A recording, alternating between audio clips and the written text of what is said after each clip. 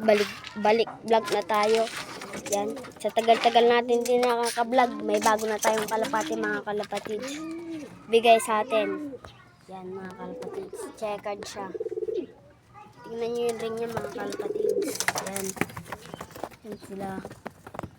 So, kung sino hindi pa nakakaalam kung nasaan na yung black check natin mga kalapatids, ay yung anak ni Utog mga kalapatids ay namatay. Yan.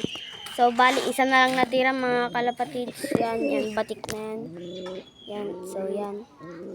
Di bali mga kalapatids, bawi tayo sa pangalawang clutch nila mga kalapatids. So yan, last clutch na nila yan mga kalapatids. Pati to, nakakuha naman na tayo dito ng anak nila mga kalapatids, dalawa.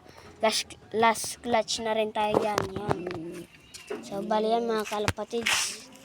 Yan mga kalapatids, nangitlog na rin to. Malapit na mangitlog. Yan. Si Joko at si Buruko to. Ito pa mga kalapatids. Yan.